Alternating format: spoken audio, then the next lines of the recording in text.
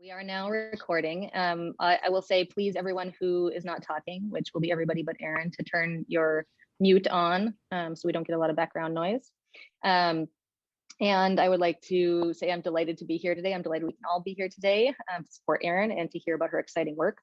Erin first started working with me or I first met her in 2017 in my marine environmental physiology class. She was a standout in the class. She multitasked like a pro for her undergrad. She worked everywhere in her space center and in the lab here and did fantastic in her courses. Then she started in a master's in the lab here in August 2019. And basically, as a PI, there are times when you're working with students and you're sort of like leading and mentoring and helping them move forward. And then there are times when you feel like you're always a step behind the student because they're just surging ahead all the time. And this really is the case with Erin. She's always been surging ahead, pushing her work forward, helping everyone else out, and being a fantastic teammate.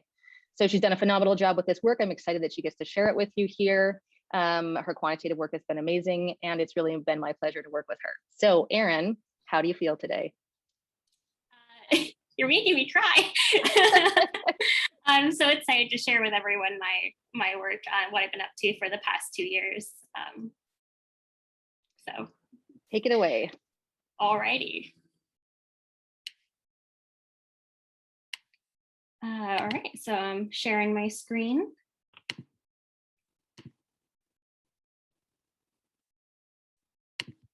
And you can all see the presentation. Great.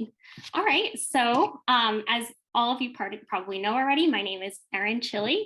I'm a master's student here at the University of Rhode Island, and I'm in the Masters of Biological and Environmental Sciences program with a marine and evolutionary biology focus. And my thesis is on the contribution of maternal mRNA provisioning to embryonic stress response in a reef-building coral. So first, I'm going to kind of introduce the basics, give a primer to those in my audience who aren't as familiar with my work. So I'm going to start with, what is a coral? Well, a coral is an anemone-like organism. They're in the same phylum as anemones and jellyfish, and they basically they are sessile organisms that have little tentacles that feed on zooplankton. They are in a symbiotic mutualistic relationship with endosymbiotic algae called Symbiodiniceae, and these Symbiodiniceae and polyps are engaged in nutrient transfers, and in a lot of cases one cannot live without the other. Now these polyps can form great colonies of all different shapes and sizes that again form reefs that are these beautiful diverse habitats. So when you think of a coral reef, you probably think of these beautiful diverse oases of life, but coral reefs are much more than that. Coral reefs actually provide up to $375 billion a year in intrinsic and economic value according to a 1997 study. And they provide services relating to coastal protection, fisheries, tourism, and biodiversity.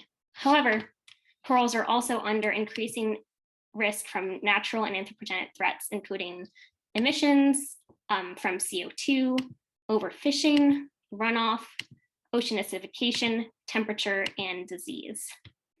And it's actually critical to understand coral reproduction and development in light of these threats, and I'll tell you why. It's because impacts on these early life stages decrease fitness for coral populations. For example, if there's decreased fitness and an environmental threat affects one of these earlier life stages, it can affect recruitment, which is the process in which offspring repopulate and replenish declining populations. So again, if this planula, for example, is affected, then it won't repopulate the reef. And these reefs, which are already under pressure from threats, will not be replenished. And this can also contribute to the rapid destabilization of coral reef ecosystems. So it is critical to understand coral reproduction and development, and some of the questions that we're interested in learning are, how do climate-related stressors interrupt normal development, and what mechanisms may be protecting early life stages from these stressors? Now, corals are broadcast spawners. Well, many corals are, about 85% of them. And that means that they release eggs and sperm into the water column, where they will spend several hours to several weeks looking for a place to settle and grow into coral spat and form these giant colonies that you're used to seeing in coral reefs. Now, there are two types of broadcast spawners. One of them are horizontal symbiont, are involved in horizontal symbiont transmission, and the others are involved in vertical symbiont transmission. So the corals that are involved in horizontal symbiont transmission release eggs that do not have symbionts. And during the course of development, they eventually uptake symbionts and continue with development as symbiotic larvae. Now, corals with vertical symbiont transmission release eggs that have symbionts. So they actually are able to have more nutrients during early development, the corals that have horizontal symbiont transmission, because they're able to have the results of photosynthesis that these endosymbionts give to them. And then after they have symbionts, their modes of development are quite similar. They metamorphose and settle as young recruits, that is single anemone-like polyps, and then grow and asexually bud into little colonies. Now, these early life stages are particularly sensitive to environmental stress, especially from temperature stress, UV radiation from the sun, salinity, and changes in seawater pH. And for my research, I'm studying specifically the impacts of lowered pH on coral development. Now, this is a figure from the Intergovernmental Panel on Climate Change, their 2019 report from the Ocean and Cryosphere in a Changing Climate. So this shows declining surface ocean pH over time since 1900 to projections for the year 2100. And RCP 2.6 is a strong mitigation scenario considered the best case scenario. And RCP 8.5 is considered a high emission scenario, which is considered a worst case scenario. So here we are around 2019 when this study was released. And as of then, there was about a negative 0.1 decrease in pH since the 1900s. And this might not seem like a lot, but pH is on a logarithmic scale, which means that one pH unit difference equals a 10-fold difference in the amount of ions in the water. So negative 0.1 decrease in pH is actually related to a 30% increase in hydrogen ion concentration in the water. And this actually changes seawater chemistry quite a bit and can have heavy effects on calcifying organisms like corals. So for corals, seemingly small changes in pH matter a lot. For example, like I said, it alters carbonate chemistry, which makes calcification chemically and energetically difficult for calcifying life stages. Additionally, it can decrease fertilization success by increasing the risk of polyspermy and decreasing the ability for sperm to move through the water column and fertilize eggs. It can also lead to metabolic depression, which can lead to decreases in the sizes of early life stages, as well as delay development. It can also decrease settlement rates and decrease post-settlement growth. And all these can have latent effects that lead to potential disruptions in the replenishment of these declining coral populations. And one gap in our knowledge is that less is known about pre-calcifying stages. So that's what my research really focuses in and hones in on, the time period after fertilization to before metamorphosis. This is known in a lot of other organisms. That's a critical period where they are most at risk from environmental stressors. But maternal defenses may be able to protect these early life stages from environmental stressors. So I seek to learn more about these potential maternal defenses. And specifically, I look into maternal mRNA provisioning. So what exactly is maternal mRNA provisioning? While oocytes are developing, mothers or parental corals, in this case, because corals are often hermaphrodites, transfer mRNA and other molecules into the oocytes. And these molecules actually direct early development because the zygote is unable to, it doesn't have the molecular machinery to. They are usually species specific, and they may support embryonic resilience to expected stressors. For example, the maternal mRNA complement prepares embryos for expected stressors. In the honeybee, for example, the immune mRNAs in the honeybee eggs differ when the honeybee is exposed to viruses. So the mRNAs in the eggs differ depending on whether the mother was exposed to a virus or not. And sea urchins and cichlids are known to have different maternal mRNA complements based on life history stressors. So lithotrophic larvae for both species have different mRNAs compared to plantotrophic larvae. Thanks, Mom. So we think that maternal mRNAs may buffer coral embryos from expected stressors. For example, natural ranges in temperature and UV radiation in salt and pH. But they may not protect coral embryos from the unexpected stressors related to rapid climate change. For example, we know that coral bleaching impacts maternal provisioning. When mother corals are bleached, their eggs have fewer concentrations of proteins, lipids, carotenoids, and microsporin-like amino acids that protect the egg from UV radiation. So my work could inform future studies about transgenerational effects and developmental sensitivity under these rapid changes related to climate change. But these maternal defenses do not last forever. During the maternal to zygote transition, maternal transcripts are degraded as zygotic transcription activates and intensifies, and this period can last from hours to days. And the mechanisms controlling this transition are very highly conserved across metazoans, meaning that the proteins are very highly conserved and their mechanisms are of function. We also know that the MZT can be a critical period. For example, for the Atlantic cod, it's been shown that Atlantic cod are most vulnerable when the maternal mRNAs are at a low point and zygotic transcription hasn't ramped up to high enough capacity to have enough plasticity for homeostatic regulation. So we know that offspring are generally more vulnerable during and after the MZT. And by the way, this is during temperature and pH stress. For the Atlantic cod, this critical period is during gastrulation. This has also been shown in sea urchins, which have a critical period during the MZT around the blastula stage.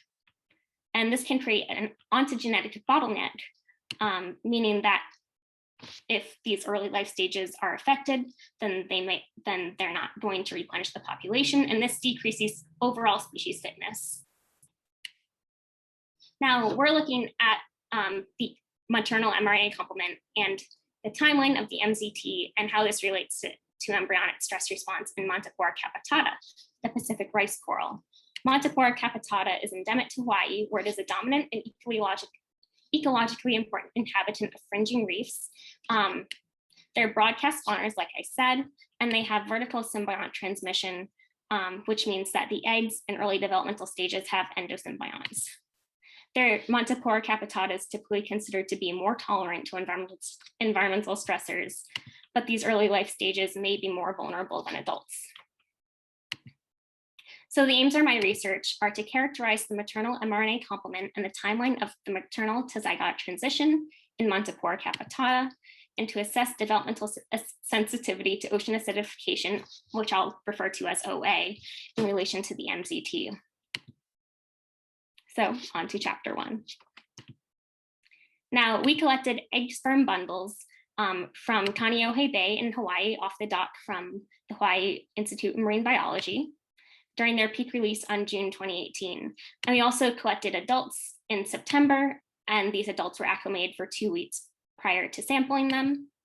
And during early development, these embryos and larvae were cultured under ambient conditions. So we examined changes in gene expression over 9 developmental stages, 8 early stages, and then the adult, which I mentioned earlier. Now, we sampled based on a known developmental timeline for Montipora capitata. We also checked our samples via microscopy prior to freezing our samples. So to get this data on the early developmental timeline of Montipora capitata and the maternal and the maternal mRNA complement. We extracted RNA from the samples and did quality control. Then we sent the samples off to GeneWiz in Plainfield, New Jersey for library preparation and sequencing. Then they sent it back to us and I did quality control with FastQC and multi-QC. Then I did quality trimming with FastP. I aligned it to a reference genome with HiSat2, and this reference genome was made by some of our collaborators in Holly. And then I did transcript quantification with strain-tie. So to put global gene expression into the context of processes during the MZT, I characterized global temporal patterns in global gene expression. And then I analyzed functions overrepresented in the maternal mRNA complement during the MZT and in adult corals.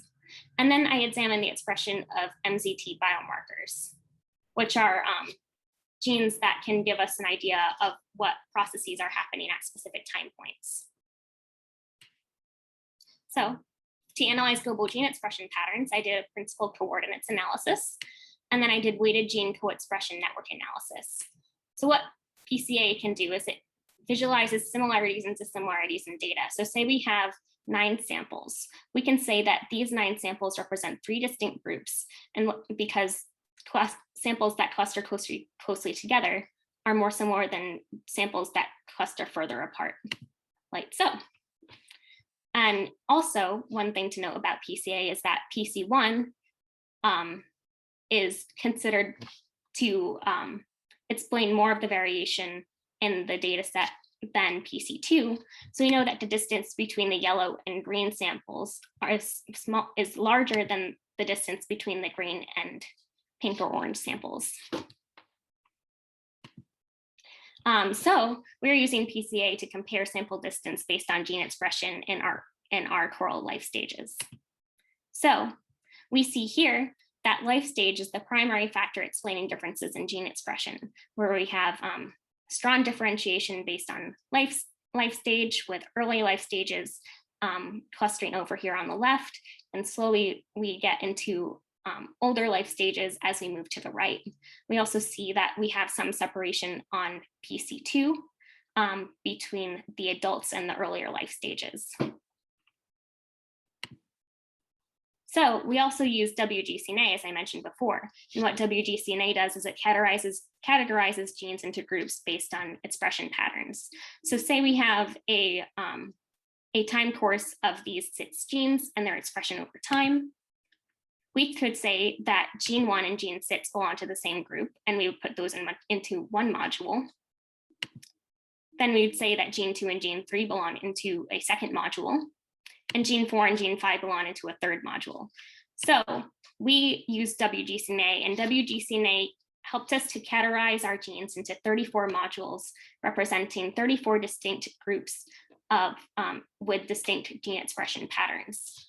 And then we did a correlation to correlate genes with specific life stages based on their expression, based on peaks in their expression. So say this is the expression profile of a specific module, where it's high in the early life stages, the eggs, and it's also high in the gastrula stages, but low in the early cleavage stages and low in the planula through adult stages. We can say that these life stages where it's high are positively correlated with these early life stages, and that these where there were dips are negatively correlated. So we did that for our samples, and we saw 4 main peaks in gene expressions. And I'll tell you how to read this graph. So here on the y-axis, we have 34 different modules. So each of these rows in the heat map is one of our modules. Here on the x-axis, we have our early life stages. And red means that they are positively correlated, and blue means that the module is negatively correlated with the life stage. And the bold values mean that this means that the correlation is significant. So the p-value is less than or equal to 0.05. So we clustered based on module trait correlation. We found 4 main peaks in gene expression, which we think relate to the maternal mRNA complement the first wave of zygotic genome activation, the second wave of zygotic genome activation, and the adult transcriptome. So the maternal mRNA complement, like I said earlier, is the maternally provisioned transcripts in the eggs. So we separated these based on whether they were significantly positively correlated with either the unfertilized eggs or the fertilized eggs. And so we were able to extract 9 modules that were significantly positively correlated with the fertilized and unfertilized eggs. So the first wave of zygotic genome activation, we said, was the maternally involved the modules and the genes that are involved in maternally controlled clearance of maternal mRNAs and in the initiation of zygotic genome activation, or ZGA. So we found 11 modules that were significantly positively correlated, and they were in this peak, which was the cleavage through early gastrula stage. And then the second wave of ZGA, we said, was zygotically controlled zygotic genome activation and maternal mRNA clearance. And we extracted 10 modules that were significantly correlated with the mid-gastrula through the planula stages. And then the adult transcriptome needs no explanation. It's just the transcripts highly present in the adults. And we extracted 7 modules that were positively correlated to the adult. So we wanted to know what functions are enriched in each of these stages. That is, what is going on biologically in each of these 4 stages. So to find that out, we did gene ontology enrichment analysis with GoSeq. And what GoSeq does is it returns functions that are, or biological processes that are overrepresented in a sample or in a life stage. And then to simplify this, we did a semantic similarity analysis. So say that GoSeq returns these 6 functions. We want to be able to simplify these to see what's going on. So what semantic similarity does is it finds umbrella terms that each of these 6 Go terms belongs to. So for example, these orange ones belong to response to stimulus, and these green ones belong to cellular process. And we were able to categorize those and find the umbrella functions of what was going on, so we could more easily explain what was going on in each of these 4 peats in expression. And then we visualized this as a heat map. So these red squares indicate Go terms that are correlated, and then the functions are visualized as a word cloud. So we found that the maternal mRNA complement is highly enriched in housekeeping functions, including transmembrane transport, biosynthesis, and cell cycle. And we also found, interestingly, that DNA repair mechanisms were highly enriched in the maternal complement. And we think that this may be due to maternal front loading of DNA repair mechanisms. Now, DNA repair mechanisms are very important to embryonic development, because embryonic development is extremely sensitive to DNA damage. DNA damage that goes unrepaired can lead to the accumulation of damaged cells, which can quickly lead to cell death, because these cells are rapidly multiplying in a very short time frame. So if they're not repaired, this could very easily lead to cell death. We think that DNA repair mechanisms are particularly important to Montipora capitata embryos because they're broadcast spawning, which means that are exposed to UV radiation from the sun, which can lead to DNA damage. And it's also maybe important to them, particularly because they have vertical symbiont transmission, which means they could be exposed to reactive oxygen species produced by their endosymbionts. Now, moving on to the first wave of zygotic genome activation, we see enrichment of housekeeping functions again. We still see enrichment of biosynthesis. We also see enrichment of RNA processing, which could be related to the initiation of zygotic genome activation, which is what we'd expect in the first wave of zygotic genome activation. They also could be involved in the post-translational modification of maternal mRNAs, which, excuse me, I'm gonna take a sip of water. Where was I? Maternal processing. So this could be involved in the degradation of maternal mRNAs as well. And we also see enrichment of histone assembly, which could be involved in the turning on of zygotic genes. And we also continue to see enrichment of DNA repair mechanisms, which could indicate that these maternal mRNAs related to DNA damage repair have not been degraded yet, which means they may still be active in protecting the embryo from UV radiation and reactive oxygen species from these endosymbionts. And then in the second wave of zygotic genome activation, we see enrichment of transmembrane transport functions, metabolism, and in the adult, we also see enrichment of metabolism and transmembrane transport, but also cell signaling, which could be related to response to the environment or calcification or things like that. And then after we examined the functions that were present in all of these 4 life stages, we also examined the expression patterns of MZT biomarkers. And like I said earlier, a biomarker is a molecule whose presence or absence indicates a specific event. So we looked at 6 specific biomarkers related to the maternal to zygotic transition, as well as a few others that I won't be presenting today because of time purposes. 3 of these biomarkers indicate that the zygotic genome activation has not yet started, and 3 indicate that zygotic genome activation is going on. So we see that these MZT biomarkers show the clearance of maternal mRNAs and the onset of zygotic genome activation. For example, this enzyme Kaizo shows the repression of zygotic genome activation with a peak in expression between cleavage and pron-chip. So we suspect that zygotic genome activation may start after the pron-chip stage when this repression is relieved. And then the enzyme SMOG is involved in the degradation of maternal mRNAs, and we see it peaks around the cleavage stage through after the pron-chip stage. So we see that maternal mRNAs are probably being degraded around this time frame. And we see that the maternal mRNA cyclin B is being degraded after cleavage, which indicates again that the maternal mRNAs are being degraded, but also cell cycle decoupling is involved in the onset of zygotic genome activation. So the decoupling of the cell cycle around the pron-chip stage may set the stage for the onset of zygotic genome activation. And then, like I said, we also looked at enzymes that indicated that CGA was happening. For example, we looked at the enzyme SOTS2, and this peak in expression at the early gastrula stage suggests that that zygotic genome activation is occurring because SOTS2 is involved in activating the earliest zygotic transcripts.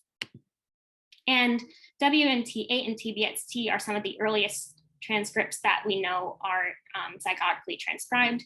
So their peak in expression around the early gastrula stage through the planula stage suggests that the embryos and larvae are starting to ramp up in their transcriptional capacity.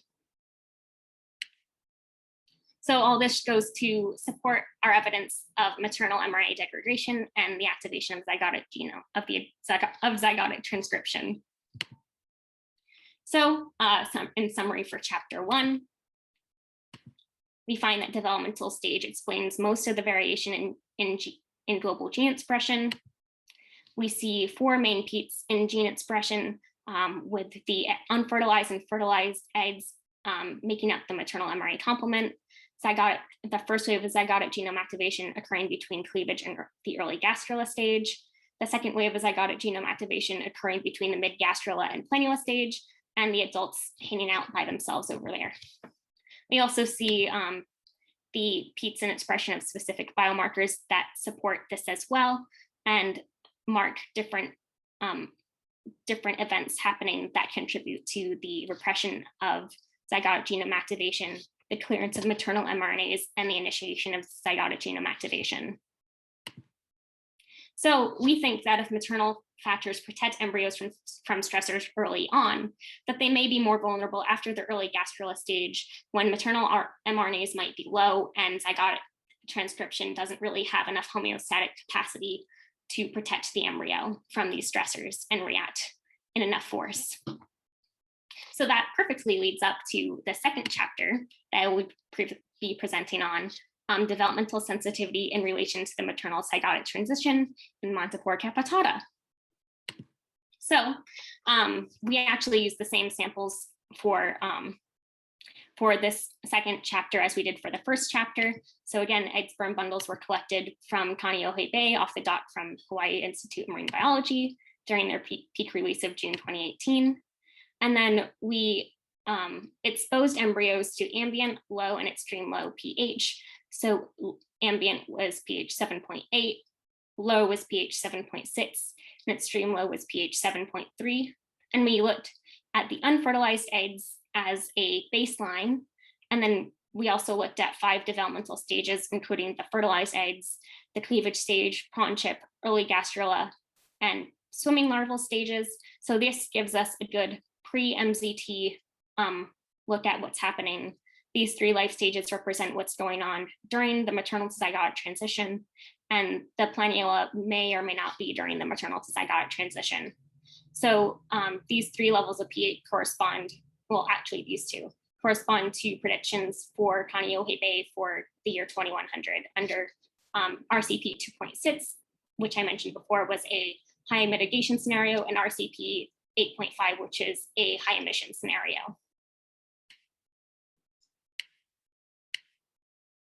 So to understand how low pH is affecting the development of these early life stages, we assess the phenotypic outcome of developing under low pH. And we also examine changes in gene expression or differences in gene expression between these 3 treatments to understand the molecular mechanisms leading to these phenotypic outcomes that we will have observed.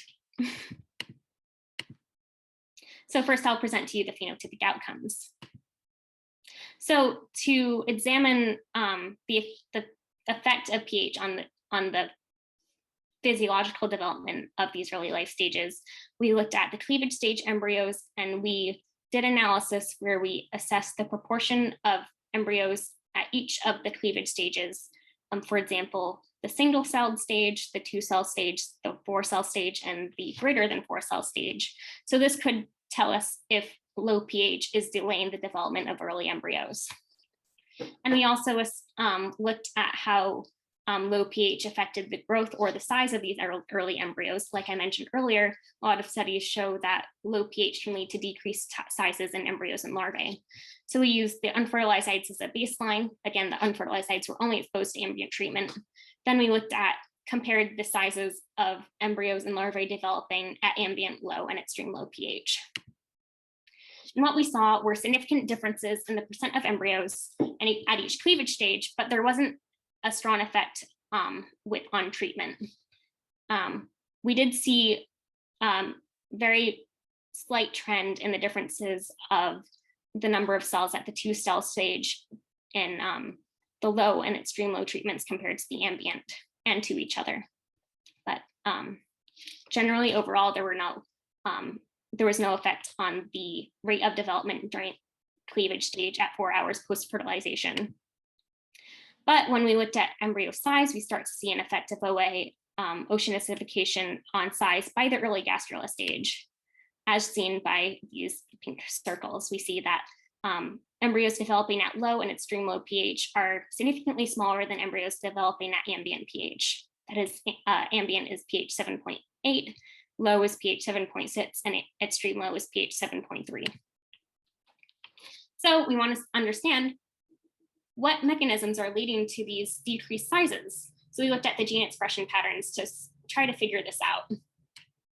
So we used the same pipeline that we did before, where we did extraction, we sent the samples off to GeneWiz, and then we did quality control, quality trimming, aligned to the M. capitata reference genome. We did transcript quantification with string tie. Then after that, I characterized global patterns in gene expression with a PCA. And within each life stage, I assessed differential gene expression using DE-seq2 to assess differences between treatments within the same life stage. So again, we saw that life stage is the primary factor explaining global gene differences in gene expression, where samples within the same life stage tend to cluster together. And within this PCA, we didn't see much differentiation by treatment within the life stages, but we decided to do differential expression analysis within each of the life stages anyways. And what we saw were 0 differentially expressed genes in these early life stages corresponding to pre and during MZT but we saw 3,966 differently expressed genes between the treatments in the planula stage. So what this shows us is maternal mRNAs may actually protect these early embryos from low pH or other maternally provisioned gene products like proteins or transcription factors. So for further analysis, we focused specifically on the planula to see exactly what low pH was doing. So we actually saw a really surprising response in the planula in that the response to pH appears to be stronger in the low treatment than in the extreme low treatment. And we'd actually expect this to be the opposite. As you can see, the planula, these indigo dots represent the ambient samples, these magenta dots represent the extreme low samples, and the pink dots represent the low samples. And we see that the indigo and magenta samples cluster more closely together than the indigo and pink samples. And we see this effect when we look at the number of differentially expressed genes between treatments. So we see a total of 2,202 differentially expressed genes in the low pH compared to the ambient, but only 295 in the extreme low treatment compared to the ambient. So we looked to see what these genes were doing in the low pH. Like, what's going on? How could this be? So to examine what was going on, we clustered differentially expressed genes into a heat map to examine their expression. Again, we see the low samples cluster outside of the ambient and extreme low samples. And we see two main clusters, one where the low samples have high expression compared to the extreme low and the ambient, and one cluster where the low samples have lower expression compared to the extreme low and the ambient. So we did gene ontology enrichment analysis on these two groups to see what functions were overrepresented in the upregulated genes and what functions were overrepresented in the downregulated genes. And we saw overall that low pH is stressful, as we would suspect. We saw upregulation of cellular and antioxidant stress response. We also saw that these larvae may be compensating for low pH by upregulating genes related to biomineralization. And this could have upregulation in both these biomineralization genes and these genes related to cellular and stress response could have an energetic cost. And we see that by the upregulation of lipid metabolic process, which we think may be related to the rapid consumption of the maternal lipid stores that these larvae feed off of. We also see upregulation of cellular component assembly, which may also be related to why we see a size difference in these larvae. Now we see downregulation of genes related to ATPase activity and to peptidase activity, which means that metabolic depression may be starting in these larvae that are in the low pH, which may be going on to conserve energy for metamorphosis. So remember how I mentioned that the extreme low samples had a different expression pattern that was more similar to the ambient samples than to the low samples. So we went to investigate what was going on. We hypothesized that these symbionts that this endosymbionts within the planula could be mitigating pH stress in the extreme low treatment, because in Stylophora pistillata adults in spat, this pattern was also seen, in which the adults in spat in the intermediate low treatment showed a stronger response to low pH than the adults in spat in the extreme low pH treatment. And this was hypothesized to be due to stimulation of photosynthesis, which could prevent cellular acidosis and provide additional energy to these corals. So we decided to examine gene expression patterns of the symbionts in our larval samples to see if this could be happening. So like I said before, we did the similar pipeline. We used the same samples that we did before, but we changed our pipeline after quality trimming. So what we did was we did de novo assembly of the adult and planula samples. The adult samples were from my first chapter, and then the planula samples we used all 9 samples from this chapter. Then I did quality assessment to assess completeness of our transcriptome using BOOSTO. Then to separate the host and symbiont transcripts from this holobiont de novo assembly, I used the Python script pScitrans. Then I did alignment and transcript quantification with Trinity. Then I did differential gene expression of the resulting transcripts, and identified differentially expressed genes using BLASTATs. So we found that there might not be enough symbiont expression to coverage to test this hypothesis, unfortunately. We did find a total of 29 differentially expressed genes. They were mostly housekeeping genes, which is kind of not expected. Usually these genes are used to normalize the expression of other genes when you're doing differential expression tests. For example, we found upregulation of tubulin, rRNA promoter binding proteins, and rDNA transcriptional regulator 15. So we think that future studies could benefit from power testing both the host and the symbiont rather than just the symbiont when you're doing differential expression analysis and RNA-seq experiments in general when you're looking at the holobiont. So in summary of chapter 2, we find that maternal gene products likely protect embryos from pH stress early on, potentially maternal mRNAs, but also maybe proteins. We decrease size in the early gastrula and planula stages, suggest an energetic cost to maintaining homeostasis under pH stress. In the low samples, we saw gene expression related to rapid consumption of endogenous lipid stores and oxidative stress. But in the low samples, we didn't see much of a molecular response. And we think that this may be because of stimulation of photosynthesis by high CO2, and this could potentially mitigate pH stress in the larvae. And all this is to say that we think that low pH could have the potential for latent effects on settlement rate, post-settlement growth, and survival. And these latent effects may be particularly strong for embryos under low pH, that is pH 7.6, compared to extreme low pH. So in conclusion, for both my chapters, we found developmental stage explains most variation in global gene expression in both cases, even under pH stress. We found that the MZT progresses in 2 waves, beginning after fertilization, and zygotic genome activation begins around early gastrulation. We found that maternal mRNAs or other gene products may buffer embryos from pH stress. We don't really know how long these maternal mRNAs may last, but we do see that larvae are susceptible to ocean acidification, and that corals with vertical symbiont transmission may outperform those with horizontal symbiont transmission under worst case scenarios for climate change.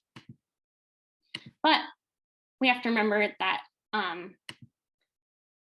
pH stress during development could have latent effects on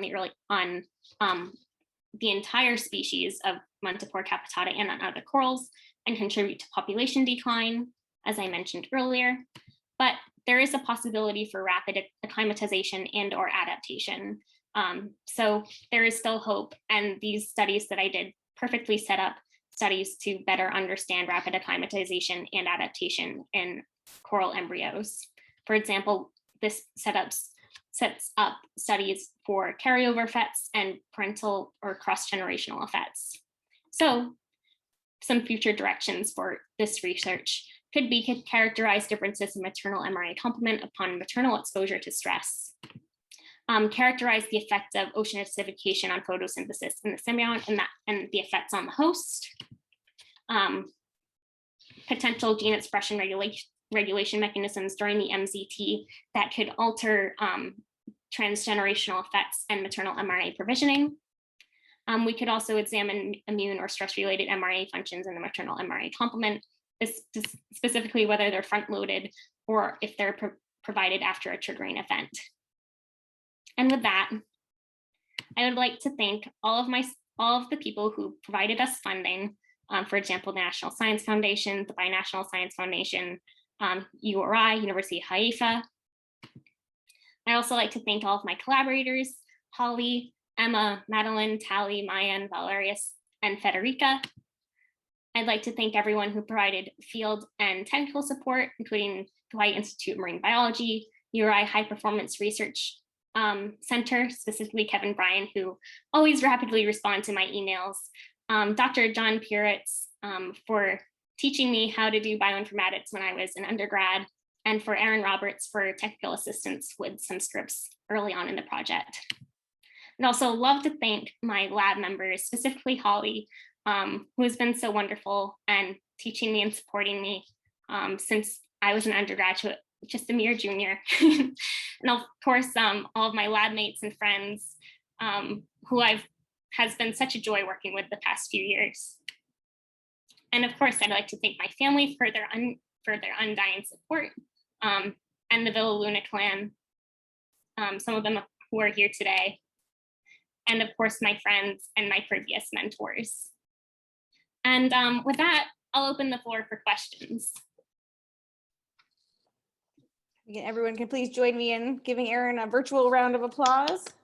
Great job, Erin. Yes. Great Good work. job. Right. Nicely done.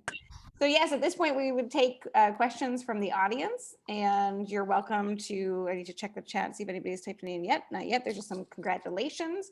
If there are questions, I'm happy to read them. You can type them into the chat, or you can go ahead and unmute yourself and ask a question.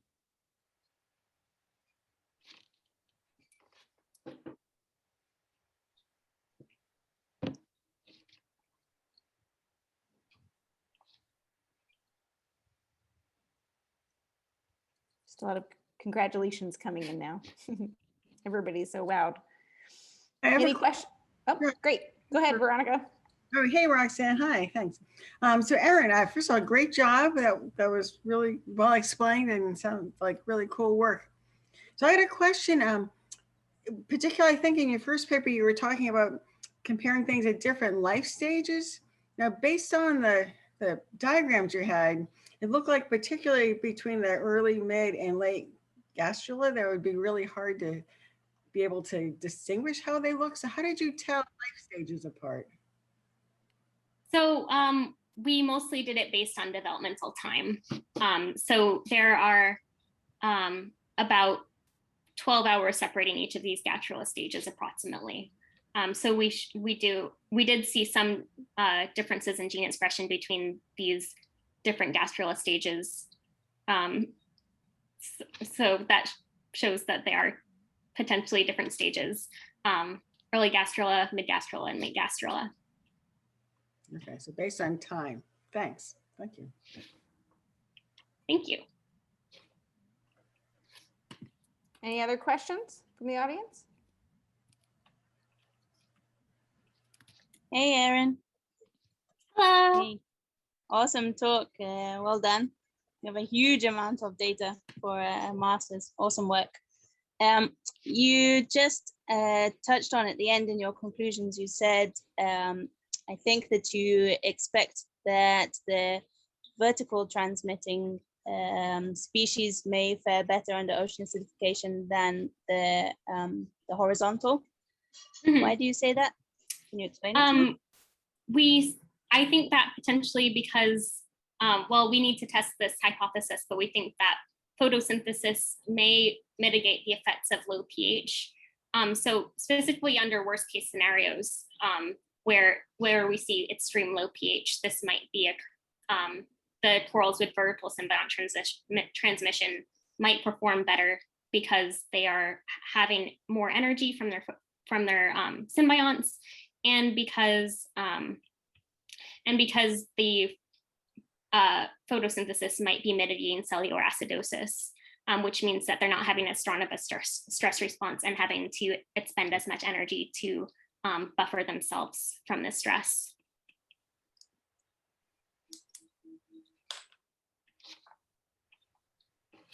Looks like we have a question in the chat, and that's from Sarah Fairley, and she asked, what were you most surprised by in the data, and what do you think the most important implications are of your research?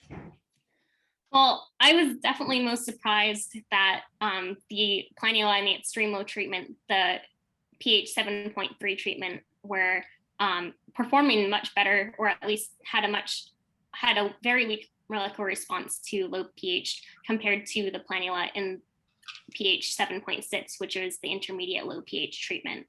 And the most important implications of my research, I would say that it has very strong implications. I think also the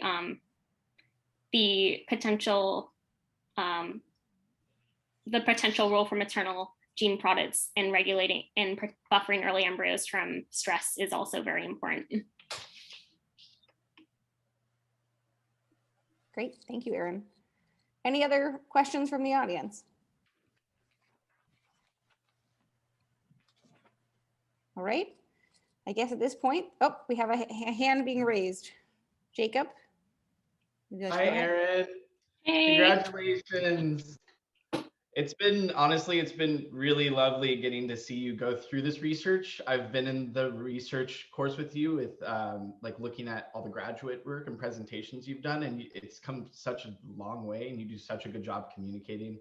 I love your visuals, and I love how you present research. It's honestly inspiring for me to look forward to a lot of the time. And I really love your bioinformatic work. I think it's the thing that I'm like, oh my goodness, she did a ton of work in a very, very short amount of time. And not only that, I peruse your GitHub for helpful hints of how to comment and how to publish bioinformatic work, which everybody should take a page out of what Erin does. It's honestly, it's amazing. So my question is in regards to the coverage issues that you had with the symbiont work. And if you explored any other de novo assembly programs, or if you think like if something like that may resolve some of the issues, as Trinity is a little bit conservative sometimes in its approach. Yeah, so that was one of the last things we did, and we didn't really set up the experiment in a way that we were expecting to do this kind of work. I actually did this analysis last month, just before submitting my thesis. So I'd love to look into this analysis more and try different ways to try to get better, more robust gene expression data from the symbionts to do this analysis again in the future. Awesome, thank you, and congratulations again, Erin. Thank you. All right. Oh, can I jump in real quick? Sure, yes, maybe Sure. you can be our last question. Yes, last question. Ooh, yeah. Congratulations, Erin, that was fantastic. I'm just piggybacking off of what Jacob said, like also congratulations on the visuals and the dissemination. I've previously done like symbiont filtering from like genome data that was supposed to be for coral, and something that helped out a little bit was a flow biology approach where you filter different like reads by GC content, and I was wondering if that was something you had tried, but obviously like you just did this a month ago, so understandable. Yeah, not yet. I'll definitely look into it though. Thank you for the suggestion. Yeah, we can chat more later. Yeah, great work. All right, well, let's join me again in giving Erin one more round of applause, and then I'll ask the audience to step out of the Zoom room and the committee can continue. Nice job again, Erin. All right, bye everybody else. Thank you all for coming. Thank you, everyone.